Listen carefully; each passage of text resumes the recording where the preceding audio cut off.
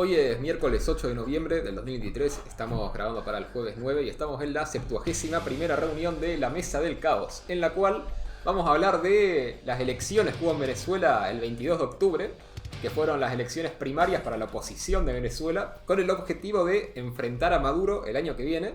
Y lo que vamos a discutir también es si hay alguna chance real de que pueda caer Maduro y pueda caer el chavismo después de 25 años o no, o si va a seguir de todo como está en Venezuela. Así que bueno, soy Facundo Jurisic, estoy acá a mi derecha con Isra Albornoz Molinari. Y bueno, para empezar, básicamente, ¿de dónde viene este tema? De las elecciones esta del 22 de octubre. Sí, primero, elecciones 22 de octubre coincide con las elecciones de acá. Sí, fue. De hecho, acá vos sabías que había para votar los venezolanos en el exterior y en Argentina no pudieron votar porque fue el mismo día que las elecciones de Argentina. Sí. Y en Israel tampoco, bueno, por todo lo de Hamás. Sí, a ver, igual no creo que no pueden votar a presidente, me parece. Sí, o sea, tienen que tener la residencia, no tienen que... No, se hizo todo un proceso para que cualquier venezolano en el exterior pudiera votar ahora en las elecciones primarias. No, pero a Argentina, al presidente de Argentina. No, bueno, eso no sé. Yo estoy hablando de las elecciones de Venezuela. Sí. No, sí, de Venezuela sí. Para votar en Argentina sí necesitas la ciudadanía. Pero bueno, básicamente, nada, fue todo un proceso que se hizo también para votar adentro de Venezuela, ¿no? Que terminó con la victoria de María Corina Machado. Lo que me llama la atención también es que tienen las primarias en octubre y después tienen las elecciones para el año que viene. O sea, es como muy separado, ¿no? Bueno, es que en realidad... Es raro eso. No es que son elecciones como sería en un país, podríamos decir, democrático, ¿no? Que vos tenés elecciones cada cierto tiempo, regulares, todo institucional, sino que todo esto viene del Acuerdo de Barbados, que es un acuerdo que se firmó, si no me equivoco, se me olvidó la fecha exacta, pero la podemos buscar. Sí, pero eso, a ver, eso es una... Primero acá está, se firmó en agosto del 2021, hace 2 años. Claro, pero eso es un acuerdo de la oposición, es parecido al No, es un acuerdo que se firmó entre la oposición y el chavismo. O sea que estaban... Pero son fuerzas partidarias, no es que son primarias o no son elecciones. ¿Qué cosa? El acuerdo de Barbados. No, sí, el acuerdo de Barbados, ¿qué es lo que dice? Primero, que el gobierno de Venezuela se compromete a respetar los derechos políticos y las garantías electorales para un proceso electoral en el 2024. Y el segundo punto es que se defiende los activos de la República en el exterior, dice, o sea, en otros países. Menciona los activos de Citgo, que es una corporación petrolera venezolana. Sí. Y después, bueno, también la defensa de la integridad territorial venezolana y la soberanía nacional. Pero básicamente lo fundamental es esto, que el gobierno se compromete a realizar elecciones y yo a no le creo nada las igual, garantías. Yo igual no le creo nada. Porque hace rato que tienen elecciones y que dicen que son limpias. Que ahora digan que siguen siendo limpias. No, bueno, pero es distinto, porque elecciones presidenciales, desde que murió Chávez, hubo solo 2. Que fueron las del 2014, 2013, no me acuerdo. Creo que 2013, que fue cuando... Chávez muere, en 2013. Sí. Que fue cuando ganó Maduro y se denunció todo el fraude, todo. Y las de 2018 que la oposición no participó. O sea, hubo un candidato así de la oposición, pero todos los líderes importantes llamaron a la abstención por denunciar el fraude y todo esto. Y ahora no, ahora todos los líderes de la oposición de Venezuela aceptaron y están haciendo toda una campaña y un sistema para asegurarse de que sean elecciones más limpias. Bueno, de hecho, vos en Venezuela tenés el Consejo Nacional Electoral, que sería el que se encarga oficialmente de las elecciones, pero ellos para sus elecciones de las primarias hicieron un consejo paralelo, que es la Comisión Nacional de Primarias, y de hecho todas las elecciones primarias que fueron hace 2-3 semanas estuvieron por fuera de la estructura del Estado venezolano, o sea, hicieron todo un sistema paralelo para hacer estas elecciones, y que de hecho ni siquiera se votó ni en edificios públicos, se votó en casas, en comercios, en plazas. O sea, fue todo un sistema paralelo. Es muy raro, ¿no? O sea, tienen que hacer su propio sistema de elecciones si no hay fraude. Igualmente, a ver, yo no es por ser pesimista, pero yo creo que esto el chavismo ya lo tiene... Lo debe tener de alguna forma cubierto. O pensaba tenerlo cubierto por lo menos en 2021. Bueno, porque es que hay que ver... ver... 2021 para 2024, es como... Y es que hay que ver cómo fue evolucionando la cosa, ¿no? Porque en un principio... Es como que siempre se habla de la línea roja del chavismo, ¿no? De bueno, lo que el chavismo, lo máximo que está dispuesto a negociar. Y al principio decían, la línea roja era que se hagan primarias, o sea, que no iban a permitir que se hagan primarias. Y al Sí, final lo van extendiendo a la línea roja. Claro, y después lo extendieron, ahora dicen, bueno, la línea roja es que no se puede presentar Machado. Y Machado dice que está negociando y que sí, la van a dejar. Entonces hay que ver cómo va la cosa. Y acá lo que hay que entender es que esta sería una transición de un régimen autoritario a un régimen democrático. Sí, a ver, O sea, eso existe, es posible. Pero en general o se hace por caída de la élite, de la élite gobernante, o y/o por acuerdo. Acuerdo antes de la caída, que es más o menos lo mismo. bueno, es que parece que hay cierto acuerdo. Ahora, yo estaba viendo una entrevista que le hicieron a Machado en El País. Sí, Y Machado le preguntaban que, bueno, de que cómo se iba a asegurar de si el chavismo iba a respetar el resultado, si iban a permitirle el gobierno. Y Machado parece que algo sabe de ciencia política, ¿no? O bueno, debe tener sus asesores, porque dijo que la única manera es que para el gobierno el costo de permanecer en el gobierno sea mayor al costo de salir. sí. Y que dijo que en ese sentido están negociando y que, por ejemplo, bueno, dijo que es todo secreto, ¿no? Que no habló mucho. Sí. Pero que bueno, que se puede negociar, por ejemplo, una amnistía para ciertas jerarquías inferiores, Eso ¿no? seguro. Y que en todo caso los casos que se van a tratar más personalmente son como las altas jerarquías, ¿no? Maduro, después la cúpula militar, todo eso. Algo que estábamos charlando la otra vez es el tema de que las cúpulas ya pasaron 25 años. Las cúpulas ya están un poco más envejecidas. Los de abajo van agarrando Claro. la posta, ¿no? Van agarrando el poder, van teniendo más poder. Algo parecido empezó a pasar en Cuba, muy lentamente. Sin embargo, como los de abajo están más limpios y a su vez les dan una amnistía, Claro. entonces por ahí... También dijeron eso, que no es lo mismo que hay todos los militares o todos los del gobierno, que hay algunos que están mucho más sucios que otros. Sí, Y que incluso Machado dice que en el propio gobierno, en la propia coalición del chavismo, que hay como tres posturas distintas, que están como en una especie de interna. Que está Bueno. por un lado, ahí, si querés decir. No, que siempre hubo este problema, esta posición. Lo que pasa que ellos supieron reprimir Ujú. a esa pequeña disidencia y unificar. Yo porque todavía, no es por ser pesimista, pero tengo las imágenes de lo que pasó hace 10 años y lo que venía pasando desde antes. ¿Qué pasó hace 10 años? A ver, vamos a hacer un programa especial para esto, para hablar de la crisis económica, Ujú. de la crisis política, de la crisis social, de la caída del precio del petróleo, Ajá. de cómo fue la política económica de Chávez primero, Ajá. porque Venezuela era un país que dependía enteramente del petróleo. De hecho, cayó la producción de petróleo en cantidad de barriles, pero recaudaba más de 660%. O sea, Claro. de subida del precio. Entonces recaudaba más. Dependían en un 80% del petróleo, de las exportaciones de petróleo en los fines de los 90. Y Ujú. para los 2000, fines de los 2000, dependían en un 95%. ¿Se Sí, entiende? sí. Entonces, toda esta cuestión económica es necesario analizarla si se quiere entender. Hoy vamos a hablar más que nada de la noticia actual, de lo que está pasando actual con las fuerzas políticas y Claro. lo que podría pasar. Pero para saber cómo llegamos hasta acá, es necesario hacer todo un análisis de lo que pasó antes. Claro. Y todavía tengo las imágenes, por ejemplo, de la represión en 2013, que fue la más grande. Después hubo en 2017 y en 2019 las manifestaciones, ¿no? Claro, lo que pasa es que yo Pero- creo que pasó mucho y cambiaron mucho las condiciones políticas Sí. dentro del propio país. Y que ya, yo creo que ya es bastante distinto, ¿no? Sí. También lo que dice Machado, esto que decía de las tres posturas internas dentro del chavismo, Sí. ¿no? Que tienen, por un lado, hay un sector del chavismo que sería como el que está más limpio, ¿no? O como el que dice que, bueno, pueden, juzgar a una parte, pero que ellos pueden quedarse como oposición dentro de un futuro gobierno de Machado, ¿no? Sí. Y que podrían ser una oposición y quedarse como un bipartidismo y ellos ser como el principal partido de la oposición y después volver a ganar eventualmente. Esa es una posición de una parte del chavismo. La otra posición es dejar que se realicen las elecciones, pero tratar de hacer todo el fraude posible y ganar igual. Yo creo que Y van ya a ir está. por ese lado. Y seguir en el poder. Y la otra posición interna es la de la inhabilitación, que bueno, ahora vamos a hablar, que directamente es inhabilitar a Machado y decirle que no se puede presentar y cancelar las elecciones. ¿Cómo venían haciendo desde hace tiempo?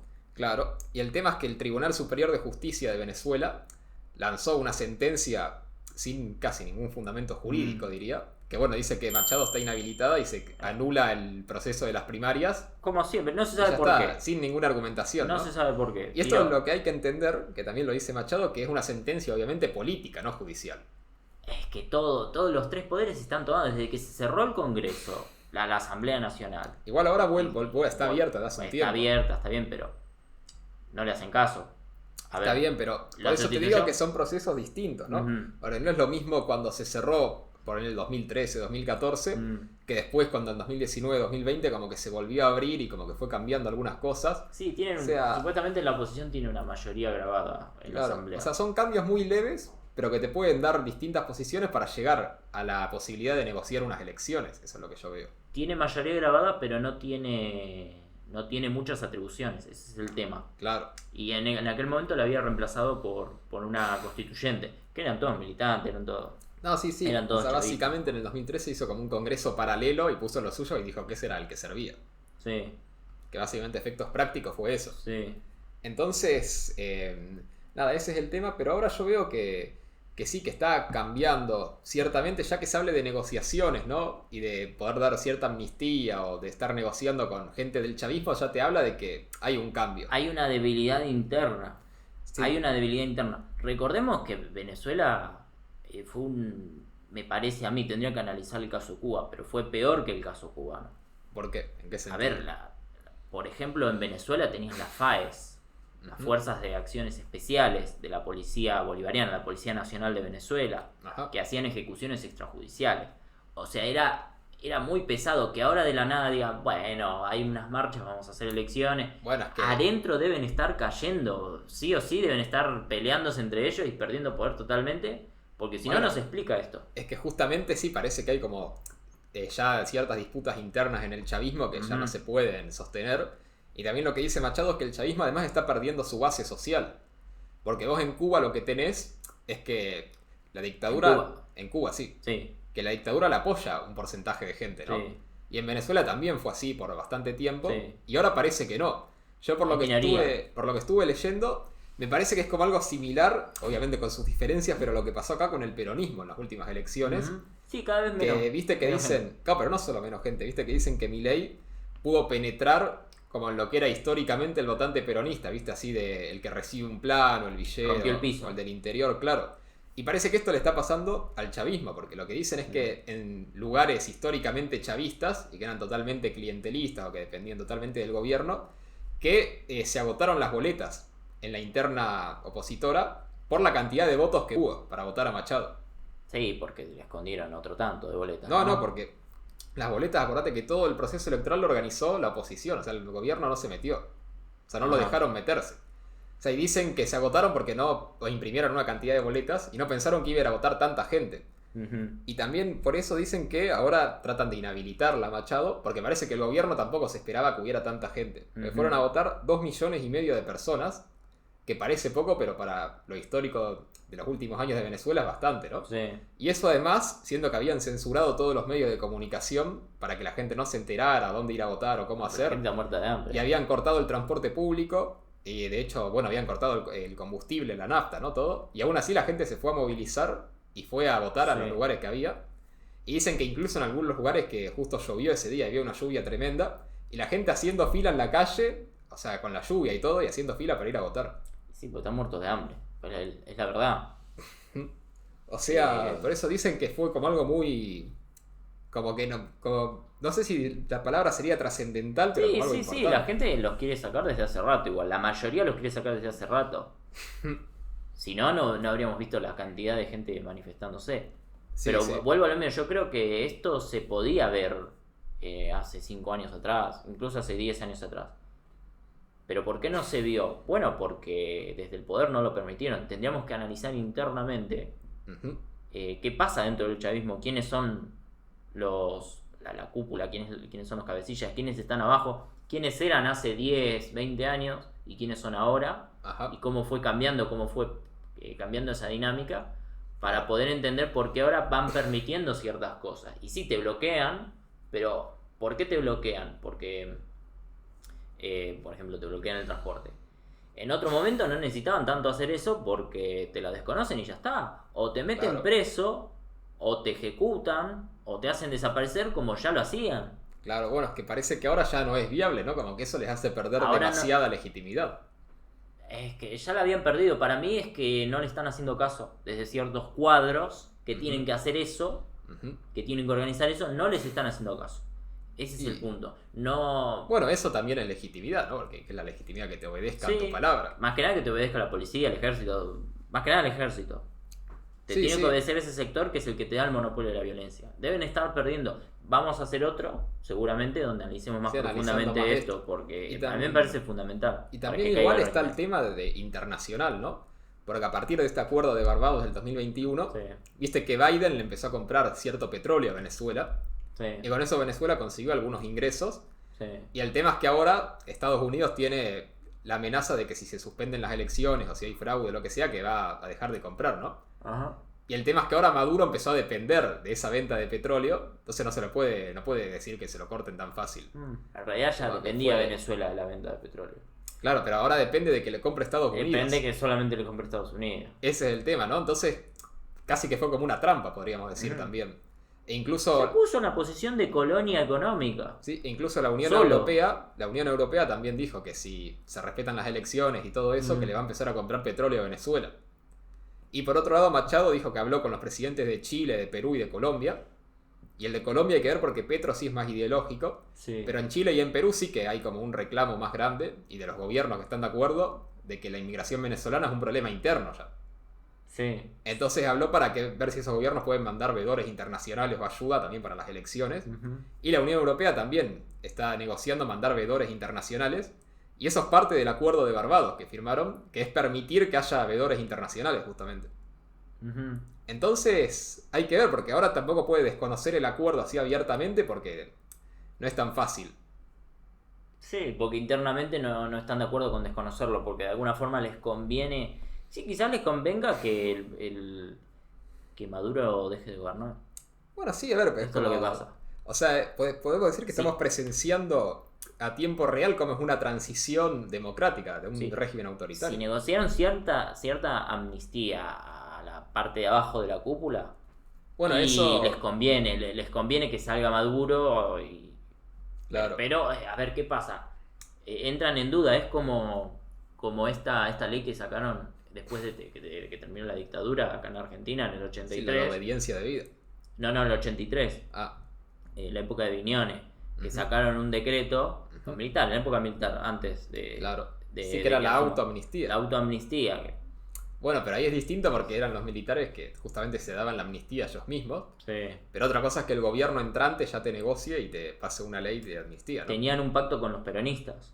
Y bueno, ganaron los radicales. Pensaban que iba a ganar... Claro. Vaya Alfonsín, sí, de hecho, tanto que criticamos a Alfonsín. No, pero eso está bien. De hecho, Ítalo Luder decía amnistía para todo el mundo, todo así. Y el tema es que acá es más fácil negociar también, porque no es que se va a pasar una elección y que va a haber partidos nuevos. O sea, va a ser o gana el chavismo o gana la oposición. Entonces es una negociación solo bilateral. Porque la oposición está unificada. Claro, pues justamente también el logro de todas estas internas, ¿no? Y las primarias, ¿no? Es que consiguieron unificar la oposición en un solo partido y en un solo liderazgo, que es el de Machado. De hecho, ya el propio nombre del partido de la oposición ya creo que es bastante simbólico, ¿no? Que se llama Plataforma Unida. Plataforma Unida. Juntos por el cambio. Juntos por el cambio. Y ahí está todo lo que sería en contra del chavismo está ahí. Entonces yo creo que eso también es interesante. La pregunta es por qué en la época de Guaidó no llegó a prosperar esto, ¿no? Bueno, el presidente autoproclamado que decía. Yo lo que vi de varias entrevistas de Machado es que el tema es que con Guaidó no estaba tampoco la voluntad de salir del régimen de ninguna de las dos partes. Qué bárbaro, ¿no? O sea, lo que decía es que Guaidó en realidad no le interesaba tanto negociar una transición, sino, bueno, tratar de mejorar un poco las condiciones del régimen y quedarse más o menos ahí. Sí, y el régimen era más fuerte. Claro. Y lo que dice es que esto no llega a comprobar cada una de estas negociaciones, pero dice que hubo 15 negociaciones ya a lo largo de estos años, ¿no? En distintos momentos para tratar de salir, y que también analizaron por qué fracasaron, y dice que muchas veces no estaba esta idea de hacer una transición, ni tampoco había en la oposición como un plan de qué hacer después, ¿viste? Y en cambio ahora hay todo un proyecto de gobierno también de, bueno, si ganamos, qué hacer, cómo hacerlo. Tenemos que ver cuál es ese proyecto. Igual va a ser mejor que cualquier cosa. Yo algo vi... Guaidó se decía que era socialdemócrata. Bueno, Guaidó era chavista en su momento. Era chavista en su momento y después como que... Sí, bueno, Machado desde el 2000, o sea, siempre se opuso al chavismo. Sí. Y desde el 2011, 2012 que empezó a cobrar notoriedad y fundó su partido, ¿no? Son libertarios. Me faltaba, ¿viste? Y eso te iba a decir que yo vi el Sí. programa político que Sí. tienen y es muy similar al de Milei. Tenés que meter desregular porque vos tenés todo atorado. Pero te digo, no solo una desregulación así, digamos, poco. O sea, vi que, por ejemplo, quieren meter sistema de vouchers en las escuelas y en la salud. Sí. Que quieren... Eso lo tienen que hacer a largo plazo, es muy sensible. Es como bueno, acá. es como acá. No podés hacerlo así. Por ahora tienen como ese tipo de sistema, Sí. ¿no? Pero también con subsidios para pagar... O sea, a la salud sería más como un sistema de seguros, tipo como Suiza, pero con subsidios para que no se puede pagar en seguro. ¿Vos pensás que le agarraron la plataforma de Milei y empezaron a copiar? No sé si justo agarraron la de Milei, pero hay como también como una ola libertaria, podríamos decir, ¿no? En distintos pero ahora lugares del Milei, mundo. por algo fue la entrevista más vista, lo vieron más gente que Trump. Sí, o sea, sí. yo creo que Y lo de sí Milei tiene tiene una un influencia. Yo creo que Puede todos ser. estos lo vieron esa entrevista. Son 400 millones. Puede ser. Igual Machado siempre dijeron que fue de derecha, ¿no? Sí. Pero puede ser que se haya inspirado algo en Milei. Y bueno, tiene una especie de sistema de voucher para la educación también. Y también dice que bueno, que hay que desregular, hay que simplificar impuestos, ¿no? Bueno, obviamente hay que hacer una justicia independiente. O sea, una plataforma... Lindo laburo tienen. Podríamos decir una plataforma liberal, clásica, así Sí, bien. y más que nada el Banco bien Central. Sí, tienen una emisión. Bueno, el Banco Central, eso no llegué a ver esa parte del programa, no sé qué habrán dicho. O por ahí Igual- lo mismo porque usan dólares. Claro, igual eso es lo que te iba a decir, que Dolarizar y Venezuela... a la miércoles. Venezuela está dolarizada de facto. Sí. O sea, en Venezuela ya poca gente usa la moneda del gobierno, El bolívar. usan el dólar. Mm. Y el tema es que esto es lo que me llama la atención viendo esto, viendo cómo se organizaron estas elecciones, y que también por eso creo que puede ser que sea más fácil negociar una transición. Y es que en Venezuela ya el Estado está tan deslegitimado y cayó tanto, ¿no? Y es tan ineficiente, Ujú. que hay un porcentaje importante de la población que vive casi como en un estado paralelo. O sea, usan otra moneda, hacen todo en negro, se organizan sus elecciones por afuera del Estado. O sea, literalmente están como afuera del Sí, Estado. pasa que eso es desde hace rato. Si no, se morían de hambre. Hace años yo me acuerdo cuando entraban los noticieros en la época de las protestas, Ujú. mostraban, ponele si iban a, no sé, a una ciudad, a un pueblo, Ujú. y que la gente no tenía nada para comer por los desabastecimientos, que ya venían desde antes de 2013 los desabastecimientos. Sí, sí. O sea, entre inflación y desabastecimiento. Ujú. Y lo que hacían simplemente era, decían, bueno, los chicos se cuelgan de los árboles y comen los mangos. Claro. O sea, obviamente ya pasaron 10 años, Ujú. toda esta gente de qué vive. Y vive de una forma paralela al Estado. Claro, sí, No sí. tiene- es que Que también es por que es eso, eso. lo veo como. Esto también lo veo como un poco similar a Argentina. Obviamente no en este nivel. Pero bueno, de todo a un montón de gente que trabaja en negro y que paga la menor cantidad de Sí. impuestos posibles. Y también como que vive por afuera de las instituciones sí, formales. igual acá, Aunque acá sí que. te el dan- Estado tiene un control Sí, acá el Estado tiene más control y te da más y subsidios. te dan ¿no? los bonos. Y sin da los bonos. bonos, acá el argentino no sé si sobrevivirían. Unos Claro. cuantos sí, pero sería peor la situación. Ese es el tema, pero lo veo como Acá el Estado es similar. muy fuerte todavía. Lo veo como similar, como si acá se cayera el Estado, ¿no? Claro, bueno, por eso acá es otra quizás estrategia. Acá es necesario tomar el Estado.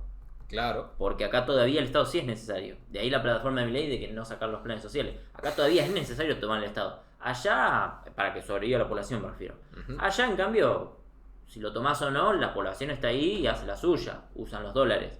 Sí, sí. Es necesario tomar el Estado para empezar a hacer un cambio.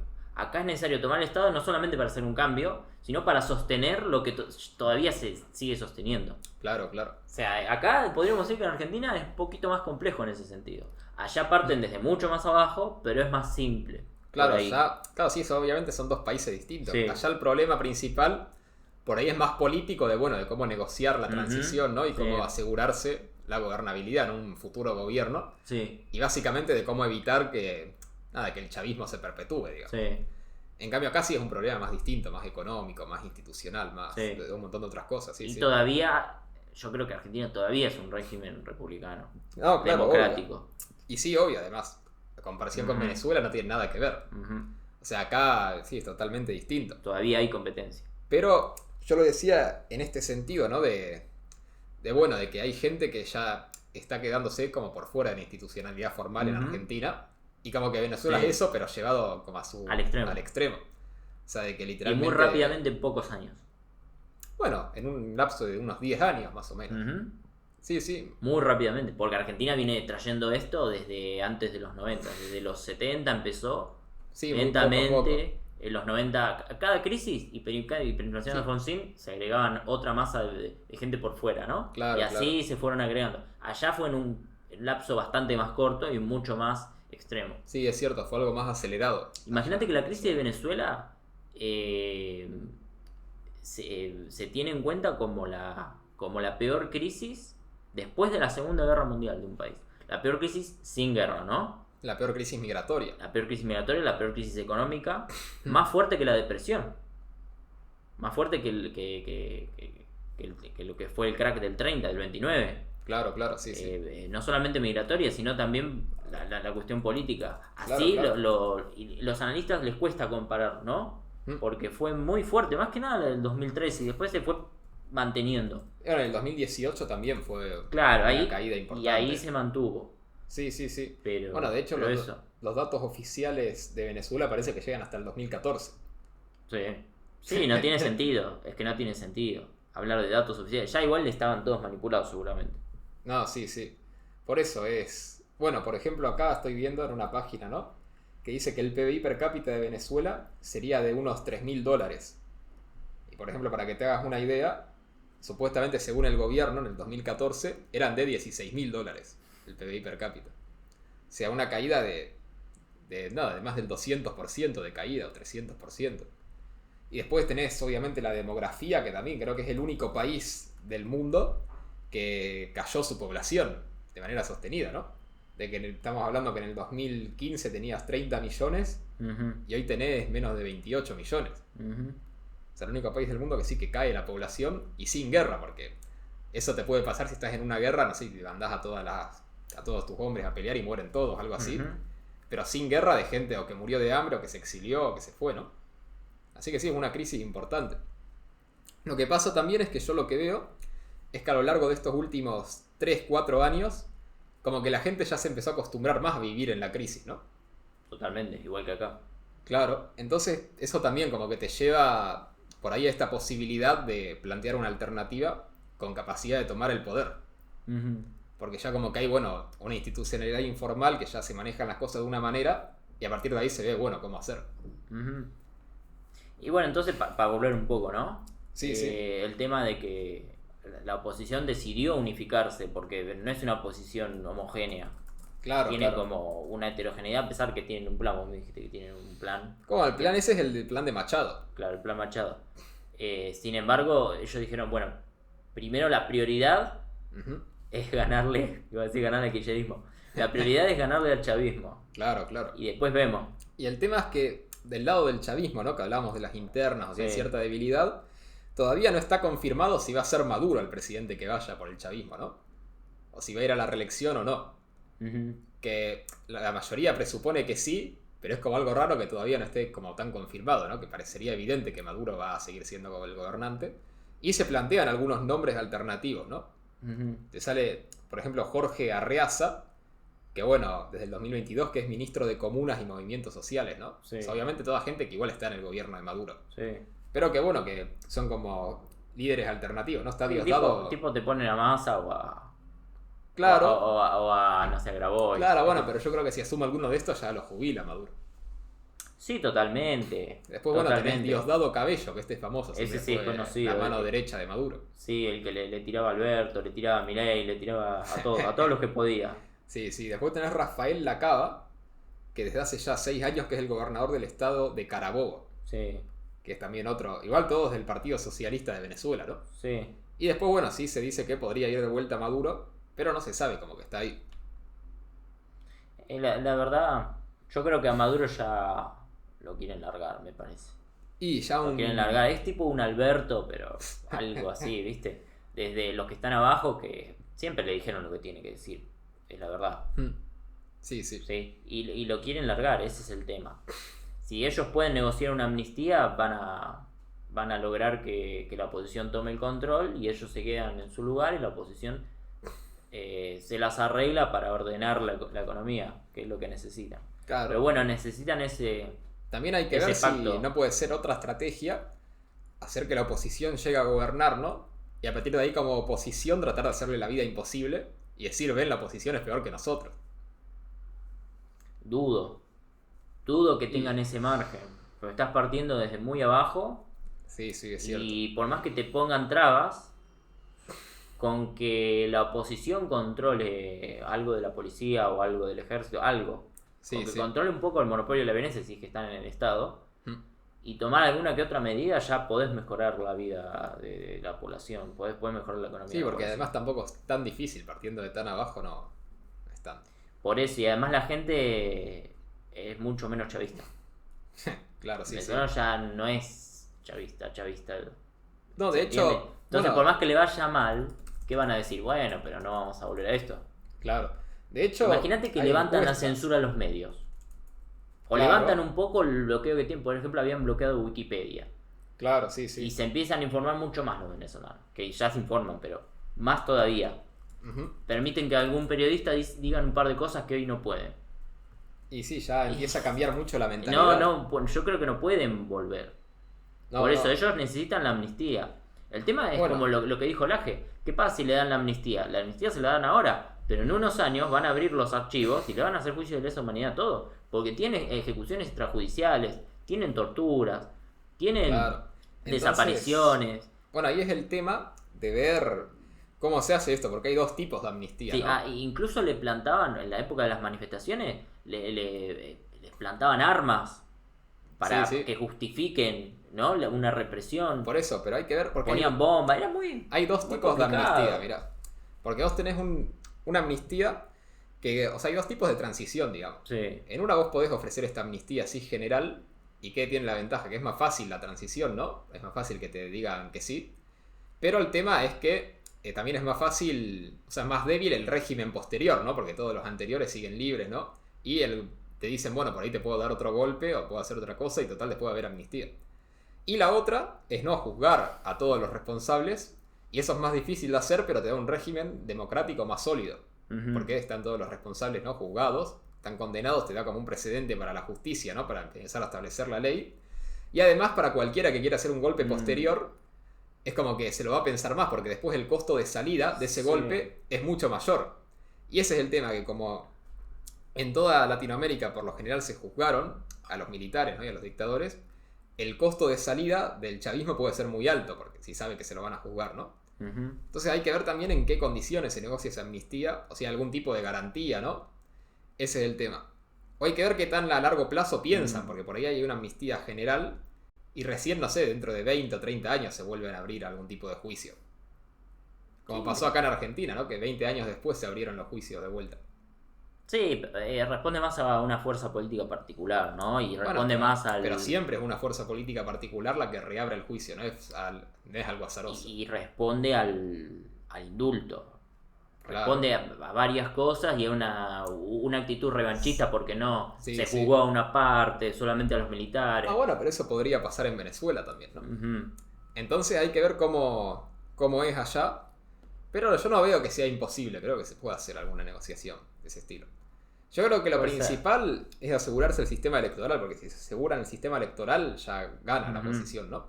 Acá hay algunas encuestas que hicieron... Y que los militares no les traten de hacer un golpe. Que no sean chavistas los militares. Que el monopolio de la violencia lo tengan. Bueno, claro. Después está ese tema, o por más que sean chavistas... les permiten ganar las elecciones y después te golpeamos y ganas. Pero eso ya es más difícil. Es lo que venían haciendo hace rato. No, porque hasta ahora vinieron haciendo fraude, pero siempre oficialmente dicen, mirá, nosotros nos elige el pueblo. En cambio, ya directamente decir, mirá, esta elección es así, hacer un golpe, ya iba a haber todavía más conflictos internos dentro de los militares, del chavismo, de todo. No es tan fácil. Bueno, es que los militares no tienen que estar de acuerdo con golpear, a eso voy. No, pero puede haber un sector que sí y otro que no también. Bueno, un sector estaba en contra y los bajaron a todos. Claro, por eso hay que ver cómo viene ahora. En aquel momento. Ahora tiene que ser diferente. Ese es el tema. Incluso hay que ver también si, por ejemplo, si Machado, no sé, si asume y, por ejemplo, legaliza las armas, ¿no? Y toda la población se empieza a armar y empieza a hacer entrenamiento militar, bueno, y ya de repente sería mucho más difícil hacer un golpe. Bueno, el chavismo hablaba de esta especie de defensa frente a una posible invasión de Estados Unidos Y le daba armas vía militantes, ¿no? Claro, pero a sus militantes, no a la población. Bueno, pero pasa que acordate que Chávez prohibió las armas. Sí. Y después, bueno, sí, le daba armas a su gente. Pero había imágenes, ¿no? Con gente con armas. Pero eso llegaba a la población. Y después circulaba. Sí, pero de manera como muy de goteo, ¿no? De, bueno, yo le doy a los militantes y después por ahí alguno consigue. Sí. Pero yo te hablo de una legalización, sí, más general. Acordate que en Venezuela las armas eran legales. Sí. Y una de las primeras cosas que hizo Chávez en sus primeros años fue prohibirlas. Sí. Y fue desarmar a toda la población. Sí. Entonces ahí hay otro tema, ¿no? Sí. Ahora hay que ver qué poder tienen los militares si la gente se arma, y siendo que además ahora hay toda una cultura general, ¿no? Y un consenso antichavista. Sí. Entonces hay que ver eso. Bueno, eso ya lo había. El consenso antichavista tiene que estar del lado de las fuerzas. Ah, bueno, pero el consenso antichavista en la población empezó recién, después del 2014, 2015. 2013 ya era la mayoría. No, para mí. No sé. Con la cantidad de manifestaciones que había, y para mí era la mayoría, obviamente. Habría que ver. Era obvio que era la mayoría para mí. Pero bueno, yendo, si querés ya para ir cerrando, tenemos acá algunas encuestas. Después vamos a continuar con esto, ¿no? Sí, vamos a hacer más videos de Venezuela. Y hablar desde el principio, ¿no? El ascenso del chavismo, por qué. Particularidad que tiene, donde tenía sectores militares de izquierda. Cosa que acá en Argentina es algo muy raro. Acá siempre los sectores militares siempre fueron más tirando para el conservadurismo, más tirando para algo más tradicional, ¿no? La derecha, para decirlo. Un nacionalismo. Un nacionalismo. En cambio ya son socialistas, ¿no? Es un poco más diferente la cosa. Sí.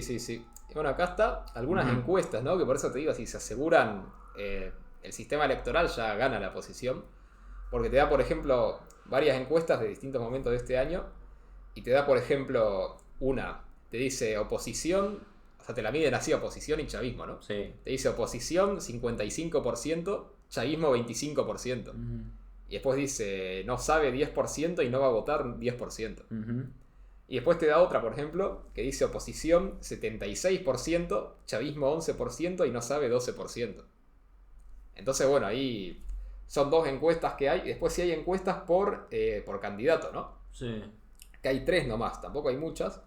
Pero bueno, hay una, la más reciente es de julio de este año, del 31 de julio, de Mega Análisis, con una muestra de 1000 personas, igual tampoco es mucho.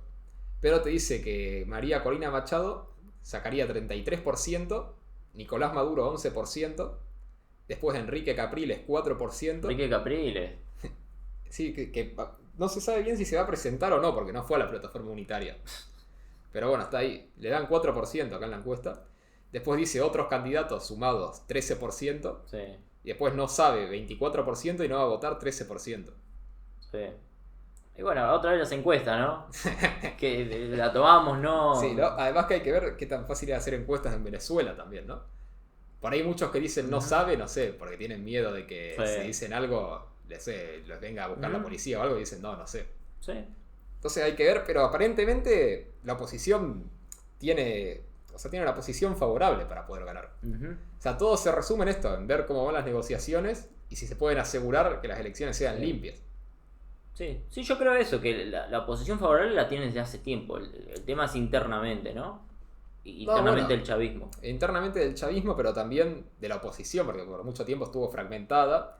O también se denunciaban los infiltrados del chavismo, ¿no? Que estaban para fragmentar la oposición. Pasa que era fácil fragmentar si vos vas metiendo preso a todos los líderes, si vos los amenazás directamente, entonces ellos van a decir, bueno, no me voy a unificar porque tengo... O sea, no.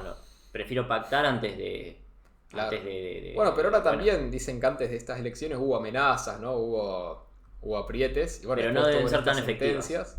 Claro, y de alguna manera no son tan efectivas ya. Otra vez, internamente el chavismo se está rompiendo. Es como la caída de la Unión Soviética, ¿no? Que internamente se rompe. Recordemos que la Unión Soviética, antes de que caiga, hubo un intento de golpe de Estado. Por eso prendieron fuego el Parlamento. Sí. En la Unión Soviética. Entonces... Hubo todo entre los que querían un cambio, la perestroika, la perestroika, sí. Sí, el glasnost de Gorbachev y estaban los otros sectores. Sí, claro. Entonces yo creo que debe haber algo así. Yo creo que es una acumulación de factores, ¿no? Por un lado un quiebre interno, por otro lado que la oposición creo que sí se organizó mejor y hay un liderazgo claro ahora. Frente a eso tenés la respuesta de la oposición también. Pero no sé si es una respuesta o si son cosas que se van influyendo al mismo tiempo. Claro, bueno, sí. Porque puede ser que como consecuencia de que la oposición esté más unida, que eso también te genere más quiebras en el chavismo, ¿no? O sea, es un proceso por ahí más dialéctico. Sí. Y bueno, eso de que se va quebrando el chavismo, ¿no? La oposición parece que está más organizada y un liderazgo claro. Después está que ahora Venezuela depende de venderla a Estados Unidos. Estados Unidos tiene más poder de presión.